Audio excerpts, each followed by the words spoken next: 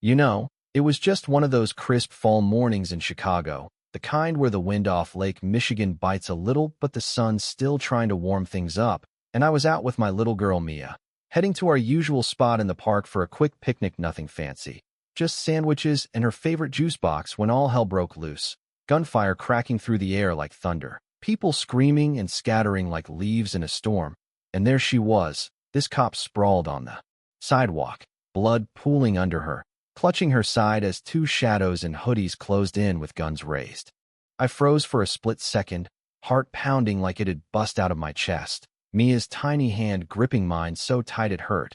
And in that moment, everything I'd buried from my army days came rushing back, the sandstorms in Iraq, the buddies I couldn't save, but Mia whispered, "Daddy, we gotta help her."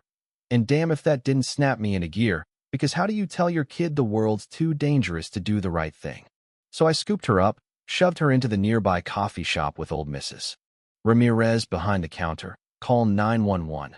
Keep her safe." And before I could second-guess myself, I was sprinting toward the chaos, my German Shepherd Max bolting ahead like he knew exactly what to do, barking fierce enough to shake the buildings.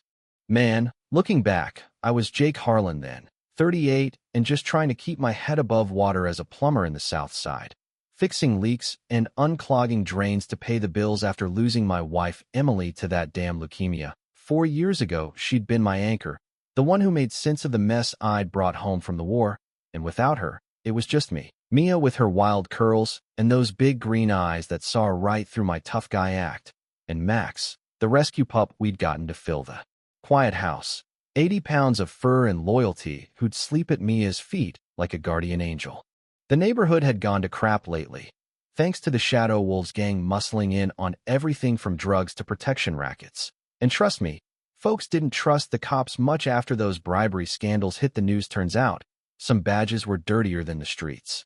That cop on the ground was Officer Sarah Klein, tough as nails at 34, with a rep for busting crooked deals, and she'd been staking out a warehouse drop when they ambushed her, bullets tearing through her vest because someone inside the force had tipped them off. Yeah, Sergeant Victor Hale, that slick bastard with his polished shoes and shark smile, who'd sold out for cash to line his pockets. Jealous of Sarah's clean record, eating into his side hustle with the wolves, power and greed twisting him into betraying his own. I hit the ground sliding next to her, Max planting himself like a wall, snarling and snapping at the shooters. One bullet whizzed past my ear, hot as fire. Another grazed my thigh, but I grabbed her under the arms, dragging her behind a dumpster while Max darted out, distracting them long enough for me to press my jacket against her wound, her eyes locking on mine, wide with shock. "Who? Why?" she gasped, and I muttered, "Name's Jake. Just stay with me. Help's coming." Feeling that old adrenaline surge, the kind that kept me alive overseas but scared me now because Mia needed me in one piece. Sirens wailed closer. The shooters bolted into the alleys they owned.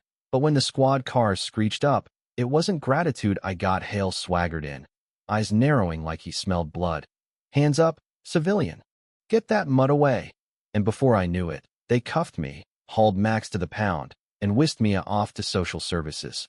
All while Hale leaned in close, his breath reeking of coffee and lies. Convenient timing. Harlan ex-army guy shows up right when my officer gets hit. Smells like a setup, his voice dripping sarcasm, mired in his own paranoia that I'd somehow expose his dirty deals with the wolves, who he'd armed with stolen precinct guns to keep his cut of the turf wars flowing. But Sarah, bandaged up in the hospital, wasn't buying it. She dug into my records, saw the medals from pulling comrades out of hellfire, the quiet life I led scraping by for Mia's sake, and pieced together Hale's trail. Offshore accounts fat with gang money, a bug in my truck from his surveillance to frame me as a mole, all because my routine park runs crossed his operation paths, and he needed a fall guy to bury Sarah's probe. She stormed the station, arm in a sling, facing Hale down in the bullpen. "You leaked my position. You traitor." Those wolves knew exactly where I'd be, her voice cracking with fury, and Hale sneered back. "Prove it, Klein, or watch your career tank." But right then, Internal Affairs burst in, led by Detective Lena Voss, slapping cuffs on him. "We've got the wire transfers. Victor, game's over." And his face crumpled from smug to shattered. that hollowness of a man caught in his own web of envy and corruption finally exposed. We raided the wolves' hideout that night, me suiting up with Voss's team, Max sniffing out traps like a pro, and when Hale showed up to tip them off wired by IA, his panic confession sealed it all. The guns, the hits, it was for the money, to control the streets, leading to 20 arrests, weapons seized, and Hale rotting in a cell for 30 years on corruption and attempted murder.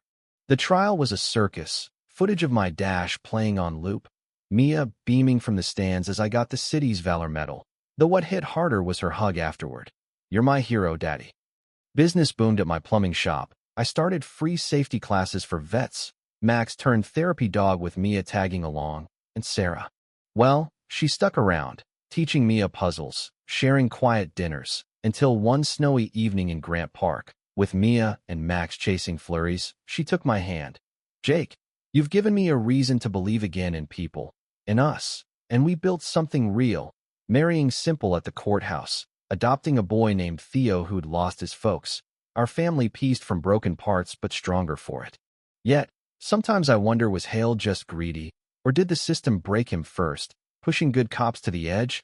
What do you think, is justice always clear-cut, or do we all carry a bit of shadow? Drop a comment below, share your take on corruption in communities, or a time you stood up when it counted.